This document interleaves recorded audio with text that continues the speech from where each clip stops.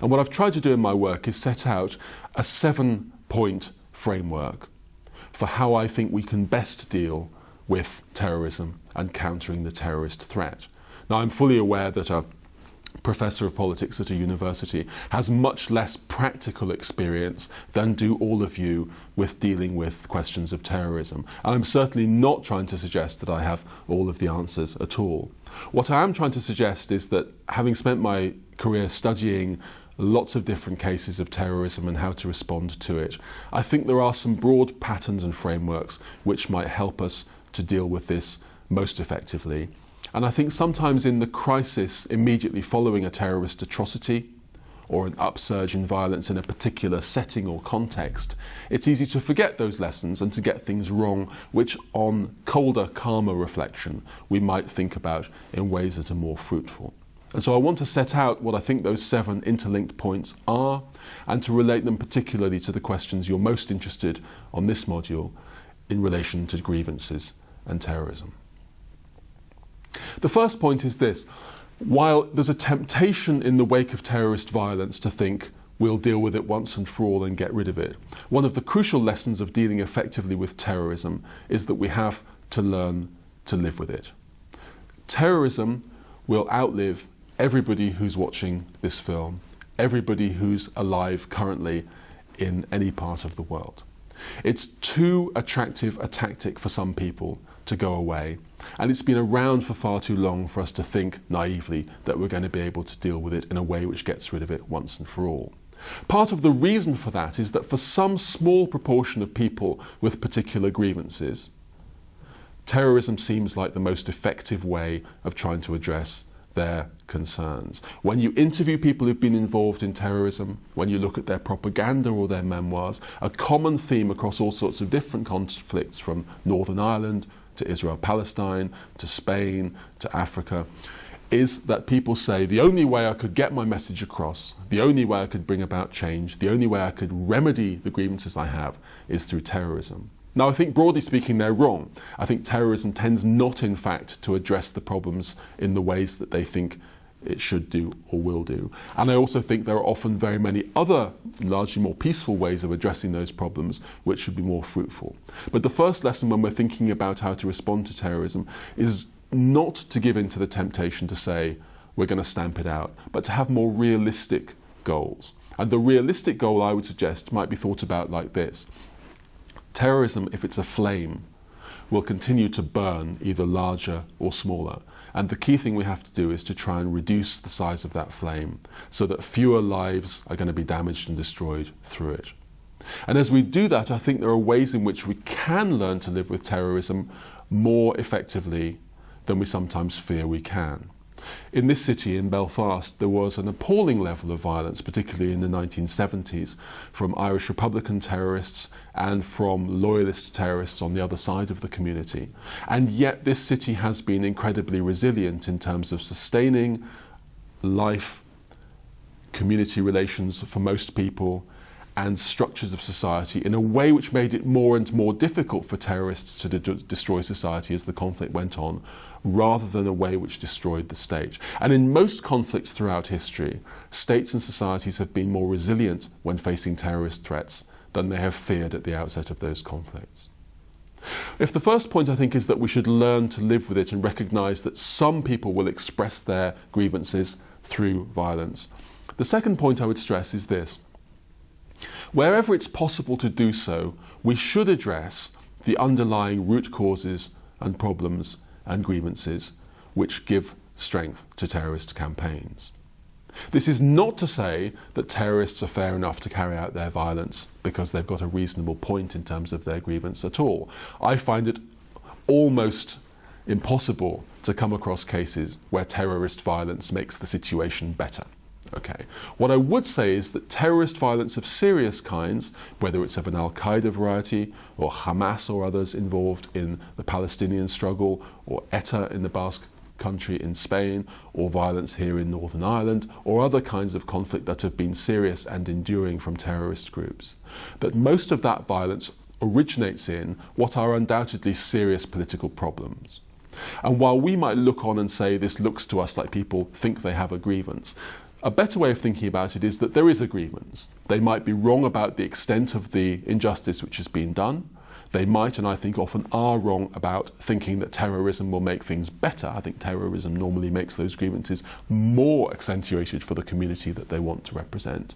But there is no doubt that from Palestine to Chechnya to Bosnia to Belfast, there have been serious grievances which have underlain terrorist violence and without which that violence would not occur.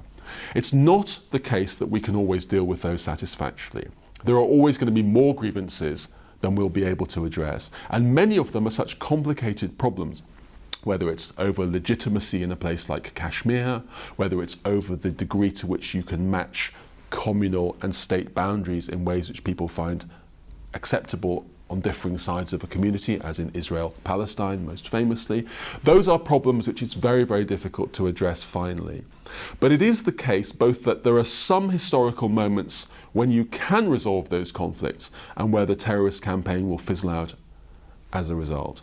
And also that when that happens, it tends to happen with a resolution which falls far short of what the terrorists themselves were killing people in order to achieve. And this is a really important point. People sometimes think that if you try to deal with the underlying political problems and grievances, you're giving terrorists what they want. Normally that's not what happens. Normally what you end up with is something like what I suspect you'll end up with lastingly in the Basque country in Spain, for example, where there will be a sense that most of Basque nationalists' grievances will be, to most Basque nationalists' satisfaction, dealt with, far short of what ETA was killing people in order to achieve. Similarly, in the Northern Ireland peace process, while people understandably look on and ask, was it the case that a group like the IRA won what they wanted through terrorism? I think an alternative argument could more effectively be made, namely that whatever the IRA were killing people for during the 1970s and 1980s and 1990s, it was not done in the name of the kind of compromise deal which we now have as we sit in Northern Ireland in the current peace process context. Where you can deal with the grievances, you can turn down that flame of terrorist anger and rage, and you can limit the degree to which people will give support to and sustenance to people who've carried out violence.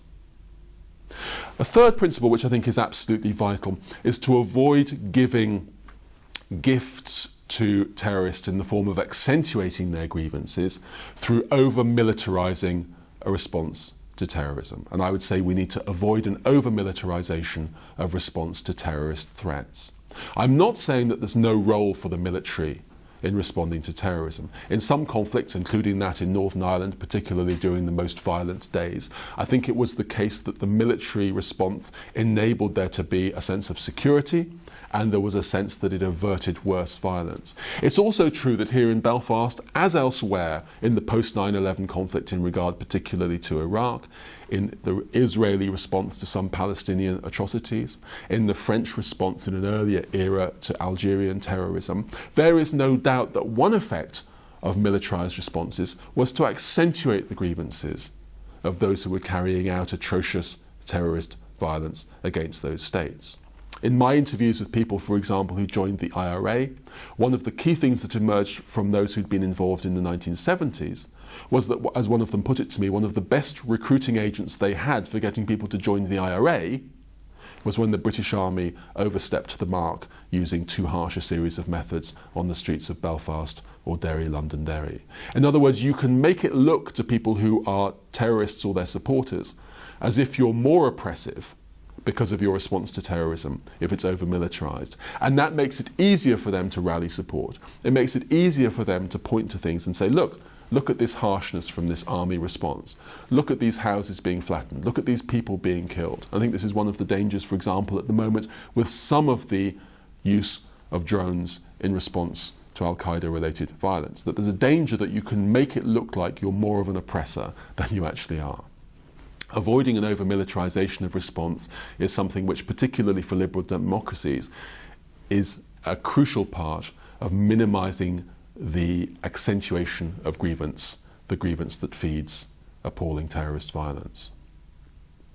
A fourth point, in addition to learning to live with it, dealing with the underlying causes, avoiding over-militarisation and the accentuation of grievances. A fourth thing is to recognise something which I think was painfully learnt here in Northern Ireland, which is that the acquisition and interpretation of high-level intelligence is the most important foundation on which to base every other aspect of what you do in regard to terrorism.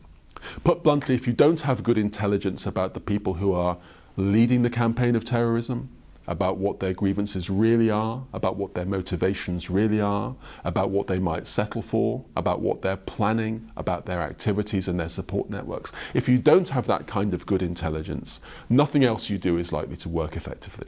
You're not going to be as good in terms of counteracting violent operations, you're not going to be as good in terms of counter-narratives, and you're not going to be as good in terms of countering the kind of context which produces terrorist violence. There are various important aspects to this, one of which is this.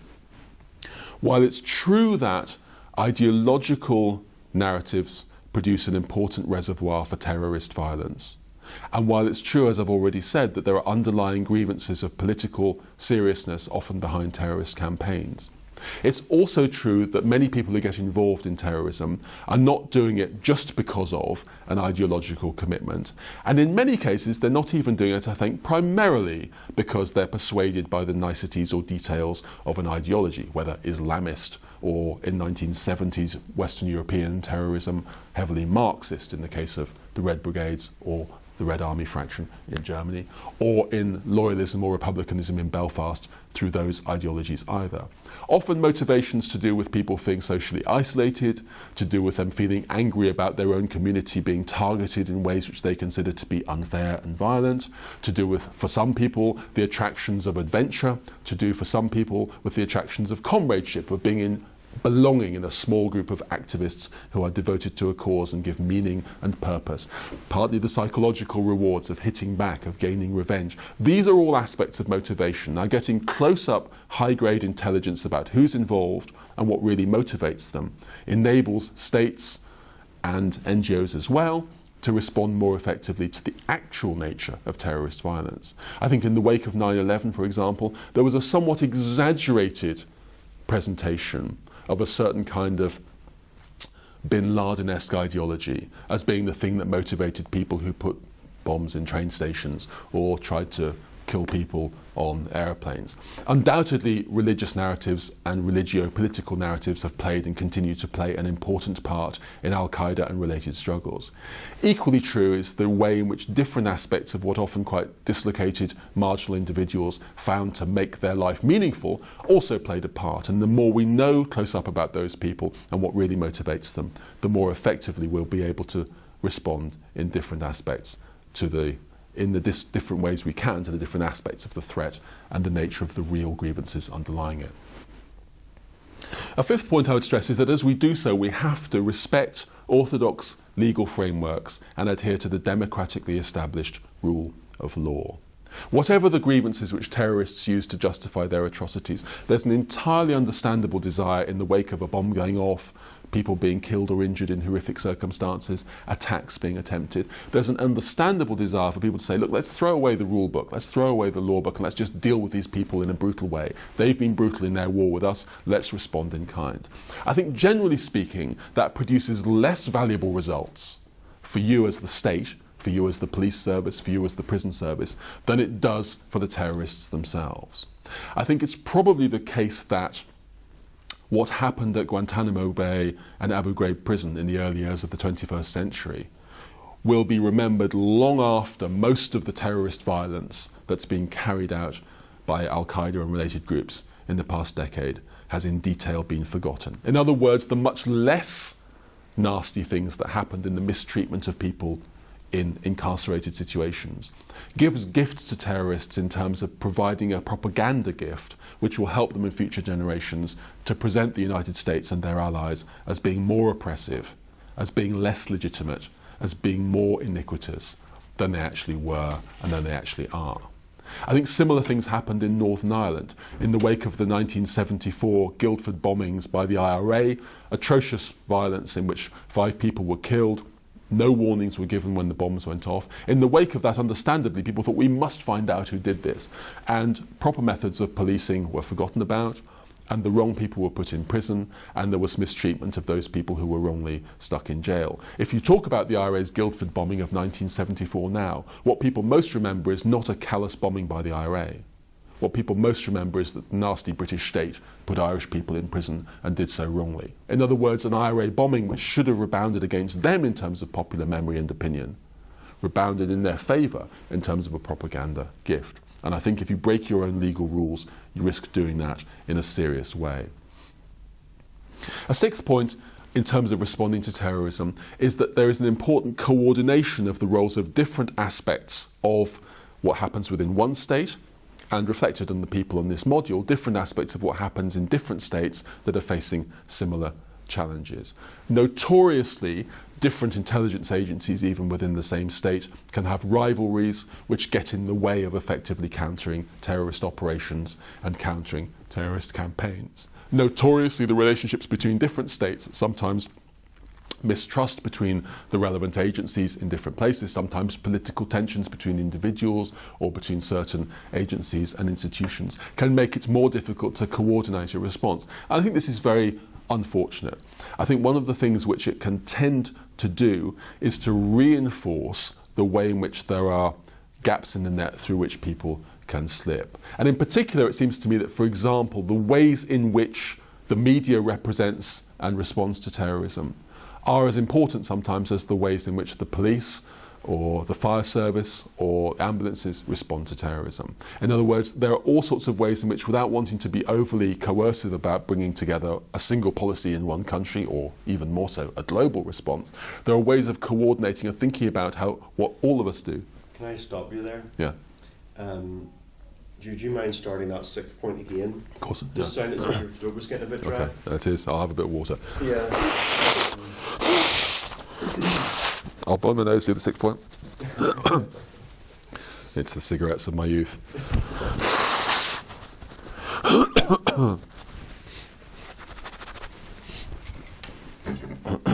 Okay. You're doing really well, comes across really well. Is it okay? Yeah. Okay. Yeah. And I'm looking at the camera sufficiently intensely? Okay, yeah, right. perfect. Okay, I'll go. A sixth point, which I think is also vital, is to coordinate the efforts of different elements of response within a particular state to terrorist threats, and also to coordinate the efforts of different states as they respond to some shared transnational threats from terrorism. Notoriously, there have been problems historically as rival agencies in intelligence communities, for example, within one state, don't get on well enough with each other, don't share information well enough with each other to provide the most effective response to terrorists as organisations and as individuals. Equally notoriously, the relationships between some states and their intelligence or police agencies has been a problem in trying to coordinate, for example, responses to post-9/11 terrorism in terms of the Al-Qaeda or other Islamist threats. I think one of the ways in which this is important is that sometimes what happens in response to terrorism involves groups of people of whom we don't normally think when we're talking about how best to respond to terrorists and their grievances. For example, the media seem to me to play an enormously important role in framing our responses. Do we think as much about how the media presents terrorism, the degree of proportionality of media responses to terrorist violence? Do we get a sense from the media response to terrorism that it's perhaps more of a danger to our daily lives than it turns out statistically to be? Should there be more of an engagement in terms of the police and other authorities getting their points put across on the media in the context of a crisis? Should we think more, when the media are dealing with reporting on terrorism, about the causes underlying it and the appropriate responses to it, not just the immediacy of the appalling incidents when bombs go off and people are hurt, or we're trying to catch those responsible. A seventh and final point which I want to stress is that we need to maintain strong credibility in public argument about terrorism. And this is crucial in relation to grievances which terrorists have, but also in terms of the long battle with terrorism more generally. It seems to me that when police forces or intelligence agencies or prison authorities or governments are talking about terrorism publicly, what you should always think about is how what you're saying will be understood and responded to in the relevant room where the activists or their supporters or families or their community will be watching it in the relevant bar or cafe or in the front room where people are watching television or in the mosque or wherever it is. And I think quite often what you say can be responded to in ways which you don't anticipate. Sometimes the things that are said are not cast in ways that are credible. Like when there is an atrocity, there's a tendency for politicians to stand up and say the people who did this had no political support. That's often not true. For politicians to stand up and say the people who did this were just motivated by being psychopaths, that's normally not the case. For people to stand up and say we will never rest until we put these people who've carried out this violence in prison. Sadly, that turns out often not to be the case either. In Northern Ireland, for example, most of the murders that happened during the Troubles in Northern Ireland did not result in the people who carried out those murders being convicted of them. And I think it's quite often the case that you're better off saying things which are credible, and the resources of the state and of the counter-terrorists in terms of credibility of argument is often much, much stronger than the credibility of the terrorists themselves. If you look at the arguments about what was happening in West Germany in the 1970s, there is no doubt that the arguments of the West German state were far more credible economically and politically than the arguments of Andreas Baader and Ulrike Meinhof. Whatever one thinks of the talents or arguments of somebody like Osama bin Laden or Ayman al-Zawahiri, there is no doubt that their grasp of international relations, and indeed their grasp of Islamic theology, is profoundly flawed and open to patient, calm, counter-narrative, counter-argument from people who disagree with them. And in the case of Northern Ireland, where I'm sitting now, there is no doubt that the arguments put forward by moderates, whether from the government or from other political parties, were more close to where we ended up in the final peace agreement than the arguments of either loyalist paramilitaries like the UDA or UVF or Republican paramilitaries like the IRA or the INLA. In other words, in being patiently credible in terms of our arguments, I think we should recognise that we have greater resources in winning the debate than we sometimes fear that we do. Now, I'm not saying that if we deal with terrorism in relation to these 7 points of learning to live with it and being realistic, of dealing with the underlying causes where we can, of avoiding over-militarization, of attending to high-grade intelligence, of respecting legal frameworks, of coordinating different efforts within and between states, or of maintaining strong credibility. I'm not saying that if we do that, there'll be no problem with terrorism. Clearly there still will be a problem with terrorism, and some people will still respond to their grievances through terroristic violence. I do think that many of the things that states and societies get wrong with terrorism make it easier for terrorist activists and their supporters to mobilise people around grievances if we ignore those 7 points.